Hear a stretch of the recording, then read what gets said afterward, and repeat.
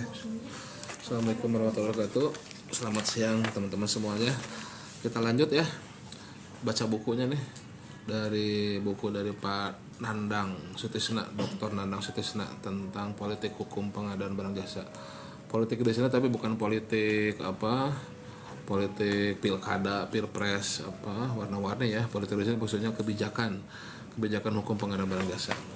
Ini ada satu bagian yang menarik nih yang ditulis sama Pak Nandang ini, terutama terkait masalah kompetensi pengadaan yang lagi seru-serunya ya, terkait masalah kompetensi pengadaan yang banyak pertanyaan juga, masalah PAKPA, PPK segala macam. Nanti kita akan meng-highlight di bagian itu ya. Jadi pada intinya pada buku Pak Nandang ini, nah ini Pak Nandang atau penulis menemukan masalah inkonsistensi ataupun kelemahan regulasi nih. Jadi kelemahan regulasi yang menyebabkan pencegahan korupsi pada sektor pengadaan berjasa belum berjalan dengan efektif. Nah ini dalam penemuan penulis terdapat beberapa kelemahan regulasi pengadaan berjasa yang menyebabkan belum mampu mencegah terjadinya korupsi. Nah ini kita lihat nih nanti ya detailnya. Kelemahan tersebut terkait dengan masalah inkonsistensi. Nah ini jadi ada inkonsistensi. Jadi hidup ini harus konsisten ya. Ini ada inkonsistensi baik dari regulasi yang terlalu sering berubah, terlalu banyaknya regulasi pengadaan yang terbitkan beberapa sektor, dan adanya disharmoni antara regulasi pengadaan barang jasa baik secara horizontal maupun vertikal. Nah ini kayaknya yang disharmoni ini nih, saya langsung loncat ke disharmoni ini karena lagi seru-serunya dibahas ya, terkait disharmoni atau konsistensi ya. Coba kita lihat ya. Oh, konsistensi kayaknya. Nah ini coba lihat, kita baca ya. Kita bacain. Masalah konsistensi regulasi pengadaan juga terjadi. Nah ini antara Perpres dengan Peraturan Menteri Dalam Negeri terkait persyaratan PPK. Nah ini ya, yang lagi seru nih. Banyak juga pertanyaan ke saya nih ya. Ya saya bukan ahli hukum, makanya belajar hukum dari bukunya Pak Nandang ya. Mari kita sama-sama belajar nih ya. Nah, jadi nanti kalau nanya-nanya masalah hukum, ya mohon maaf kalau saya nggak bisa jawab ya. Saya kompetensinya bukan di masalah hukum ya. Bapak ini hukum masih ahli hukum kan? Bahasnya apa ya? Nggak ada ya? Wah, paling dihukum sama orang tua ya. Nih guys, ini live-nya di perpustakaan ya. Tapi lagi pada istirahat nih, lagi pada makan nih, gangguin yang malah kepenakan. Gak apa-apa lah ya. Kita di mana aja lah, yang penting positif ya. Kita lanjut ya. Kita lanjut nih. Ulang ya. Masalah konsistensi regulasi pengadaan terjadi antara juga terjadi antara Perpres dengan Peraturan Dalam Negeri terkait persyaratan PPK. Nah, ya. Disharmoni yang terjadi disebabkan oleh dua pengaturan yang berbeda. Nah, ini. Di mana pasal 12 ayat 2 huruf G Perpres. Nah, ini Pak Nandang masih 54 ya. Di mana pasal 12 ayat 2 huruf G Perpres 54 tahun 2010 ya. Jadi masih belum 16 nih ya, yang mengatur PPK harus memiliki sertifikat keahlian pengadaan, tapi intinya sama sebetulnya ya. Sama juga, jadi nggak ada masalah ya. 54 ataupun 16 2018 sama-sama mengatur PPK harus memiliki sertifikat keahlian pengadaan berjasa. Dalam perspektif Perpres, PPK adalah jabatan teknis yang harus diemban oleh personil yang profesional. Nah ini kan ada profesional nih, sehingga harus memiliki bukti keahlian dalam bentuk memiliki sertifikat keahlian pengadaan barang jasa. Pada intinya sama ya, jadi sebetulnya nggak masalah nih ya, mau 54 2010 atau 16 2018 sama aja. Lanjut ya. Ini Perpresnya ya. Tugas dan kewenangan PPK dalam menyusun perencanaan dan pelaksanaan kontrak merupakan tugas berat yang menuntut kompetensi. Persyaratan sertifikat keahlian pengadaan merupakan upaya untuk memastikan bahwa personil yang menjadi PPK memiliki kelayakan untuk menjalankan tugas dan kewenangan.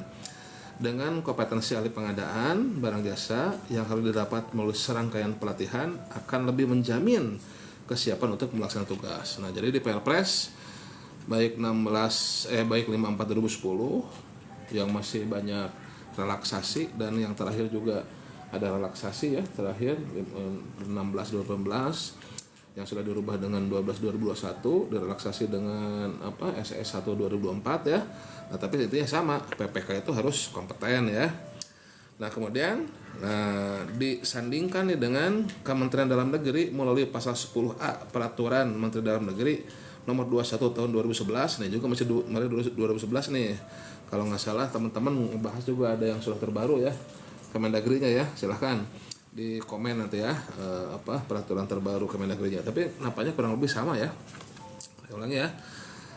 Kementerian Dalam Negeri melalui pasal 10A Peraturan Mendagri nomor 21 tahun 2011 menyatakan bahwa dalam rangka pengadaan barang jasa pengguna anggaran ini bertindak sebagai pejabat pembuat komitmen, ini kan PA ya, sesuai peraturan, kita baca dulu ya, nggak usah dulu dibahas dulu ya. Sesuai peraturan perundang-undangan di bidang pengadaan musim pemerintah, pengguna anggaran pada pemerintah daerah adalah jabatan setara kepala dinas atau kepala badan yang merupakan jabatan struktural tertinggi, walaupun dalam redaksinya pengguna anggaran yang menjadi PPK sesuai Perpres nomor 54 tahun 2010.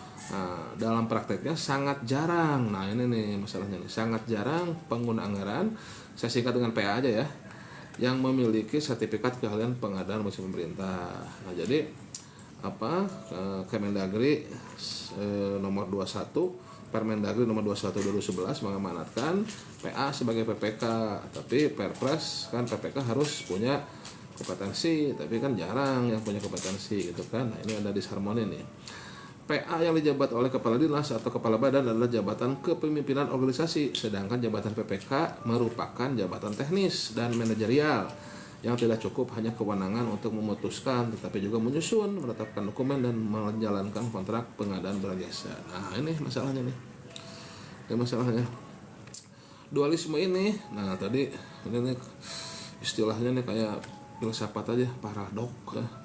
Inkonsistensi, dualisme.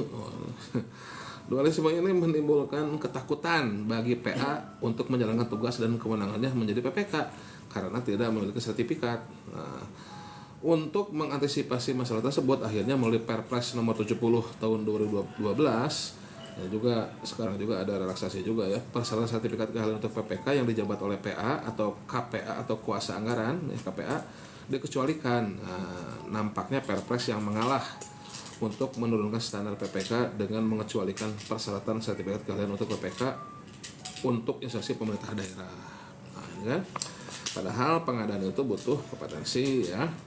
Kebijakan ini menimbulkan risiko karena akan terjadi peran ganda yang berpotensi terjadinya konflik kepentingan karena PA sebagai pemilik kewenangan jabatan struktur tertinggi sekaligus sebagai pemilik kewenangan penggunaan anggaran dan pengadaan barang jasa, walaupun dalam peraturan Mendagri dapat dilimpahkan kepada kuasa pengguna anggaran KPA. Namun dalam kenyataannya tidak banyak berubah karena sama-sama sebagai jabatan struktural, bukan jabatan teknis yang membutuhkan kompetensi pengadaan barang jasa. Nah ini sudah terdeteksi nih sama Panandang nih dalam bukunya nih. Nah, rangkap jabatan ini berpotensi menimbulkan pelanggaran dan rentan terjadinya tindak pidana korupsi. Nah, kan? Terlebih tugas, sebentar ya, agak ke bawah biar kelihatan bukunya. Nah, terlebih tugas dan kewenangan PPK yang sangat teknis menuntut keahlian dan pengalokasikan waktu yang cukup. Nah, jadi PA, KPA, kepala dinas mana bisa nih kayak saya barusan duduk 3 jam bikin draft kontrak untuk jasa lainnya kan, pasti lebih strategis lah. Kalau Japung boleh lah, saya kan barusan juga dari pagi nih habis berenang langsung bikin draft kontrak kan, 2 jam 3 jam duduk. Tapi kalau kepala dinas ya pasti ada kesibukan lain lah, disuruh rapat sini rapat situ kan. Lanjut dulu lah nanti curhatnya ya. Terlebih tugas dan kewenangan PPK yang sangat teknis menuntut keahlian dan pengalokasian waktu yang cukup. Terlebih untuk satuan kerja pemerintah daerah SKPD yang terkait dengan pembangunan infrastruktur atau pekerjaan yang bersifat proyek yang membutuhkan pengendalian dan pengawasan setiap waktu. Jabatan PPK yang dirangkap oleh PA atau KPA juga lebih rentan untuk mengalami kegagalan. Jadi potensi korupsi, potensi kegagalan. Lanjut dulu, jangan dulu bahas ya. Karena tidak dilaksanakan oleh personil yang memiliki keahlian dan tidak memiliki cukup waktu untuk melakukan pengendalian pekerjaan yang benar. Pengaturan mengalami pasang surut, namun regulasi terakhir yaitu Perpres 12 tahun 2021 ada ini. Ini ternyata dibahas nih terakhir yaitu Perpres 12 tahun 2021 ya, perubahan dari 16 2018 ya, dan peraturan Mendagri nomor 77 tahun 2020, pola yang sama tetap digunakan. Jadi kalau dalam bahasa Sunda nama keneh kehead gitu kan, gitu keneh ya, jadi tidak berubah. Jadi dari 54 2010, 16 2018, 12 2021 ya, sampai Permendagri-nya juga 2020, 77 2020 ya, gitu keneh ternyata ya. Bukunya judulnya apa? Judulnya Politik Hukum Pengadaan Barang Jasa ya. Politik Hukum Barang Jasa. Kalau mau baca-baca silahkan ke perpustakaan LKPP ya, di lantai 8 ya, silahkan ya. Silahkan banyak buku-buku pengadaan. Bagi yang jomblo juga banyak yang masih gadis yang masih bujang ya, silahkan ya, ini sini ya, siapa tahu ya, nanti tinggal isi aja di daftar hadir ya. Gitu. Oke, lanjut dulu nih, seru nih. Kok sesuai kan kondisi di lapangan ya, sesuai kondisi di lapangan ya, nanti kita bahas, bukan kita lah, saya kasih pendapat sedikit lah ya. Masalah konsistensi ini juga terjadi pada kebijakan SDM. Oh, udah selesai sebetulnya, udah selesai nih. Ini udah ke SDM ya. Tapi sedikit dibaca lah. Dan kelembagaan pengadaan. Tapi ini soalnya ada SDM-nya nih, ada JF-nya nih. Terutama gap antara regulasi dan implementasi kebijakan. Untuk kebijakan standar keterisian jabatan fungsional pengadaan, nah ini jabatan fungsional pengadaan saya singkat dengan JF-PPBJ ya. Hanya 21% dari standar yang sudah ditetapkan oleh Kemenpan RB.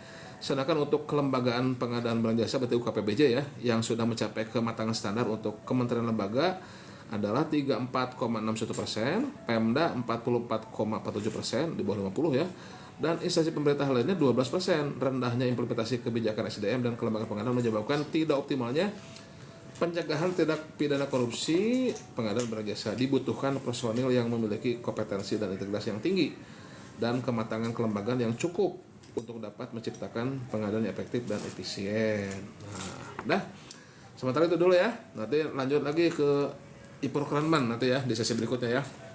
Nah, jadi dalam bukunya Pak Nandang ini yaitu Politik Hukum Pengadaan Barang Jasa dalam Pemberantasan Tindak Pidana Korupsi. Bagus nih bukunya nih. Silakan.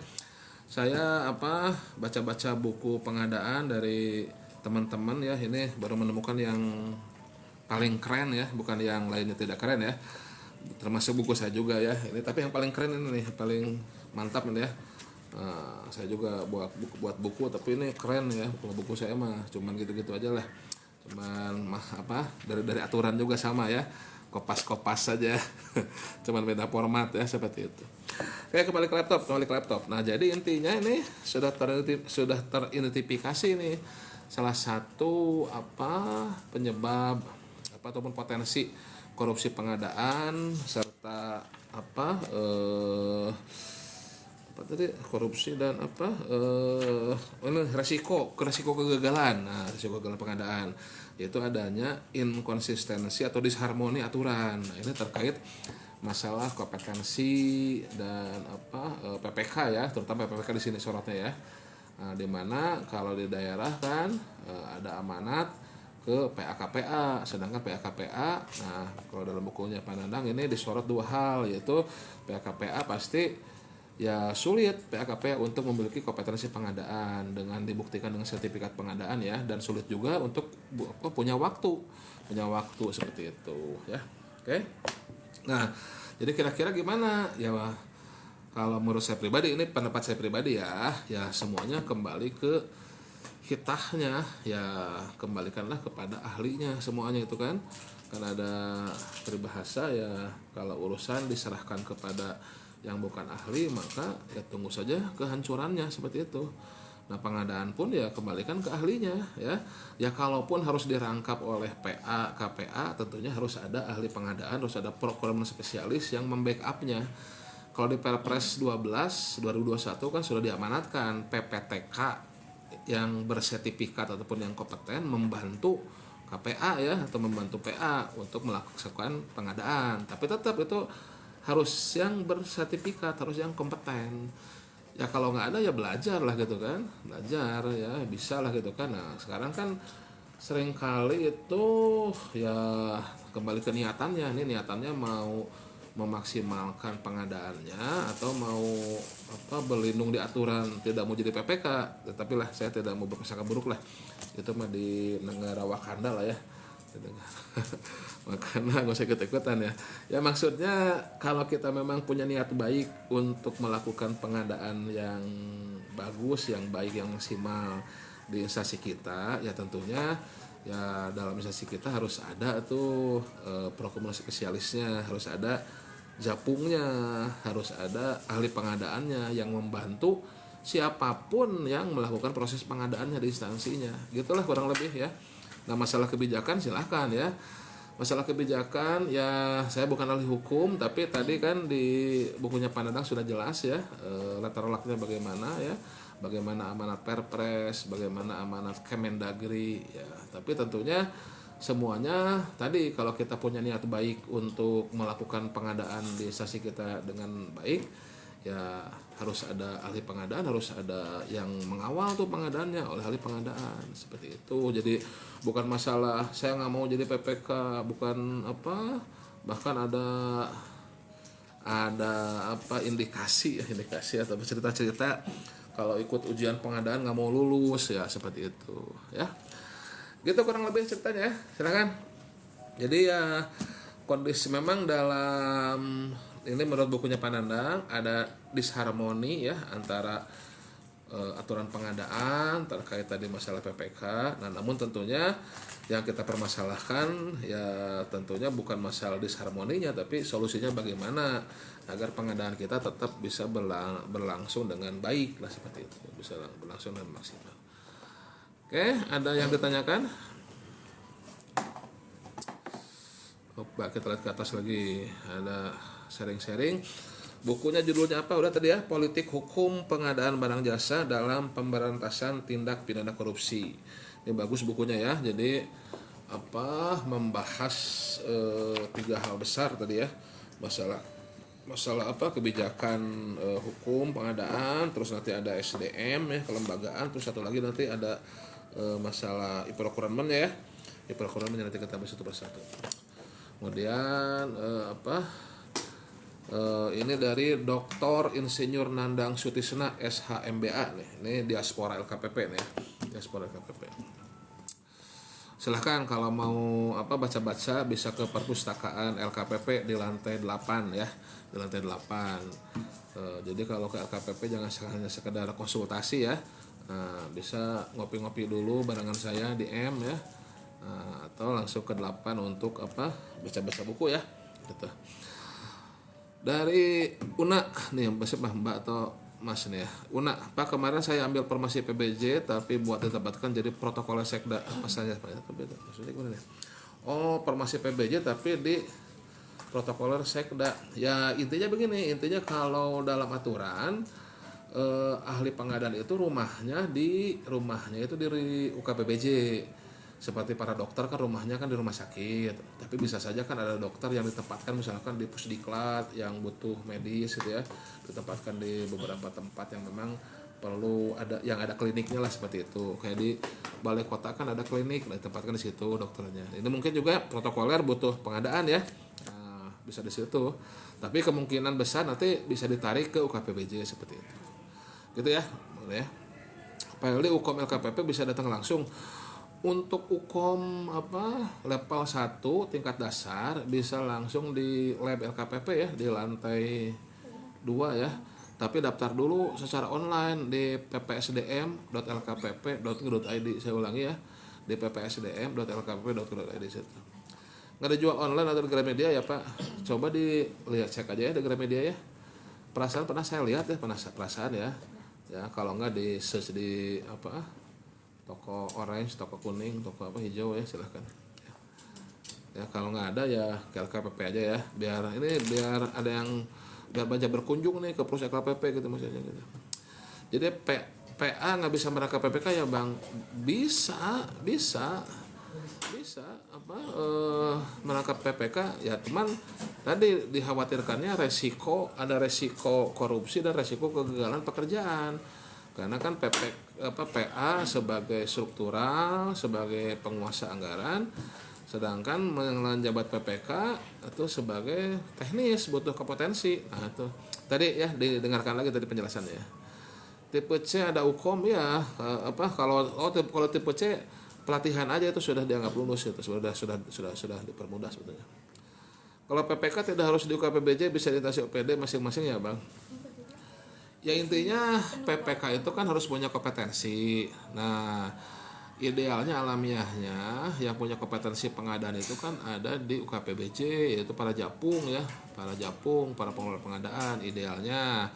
Nah tapi bisa juga untuk pekerjaan proyek seperti konstruksi DPU. Nah itu para ahli konstruksi kan ada di PU ya, ada di dinas. Nah itu silahkan, tapi harus punya kompetensi pengadaan juga ya, karena kan dalam hal pengadaan itu sebetulnya dua, atau satu keilmuan teknisnya dari barang jasa yang akan diadakannya, dan satu lagi kemampuan manajerial pengadaannya, seperti itu ya.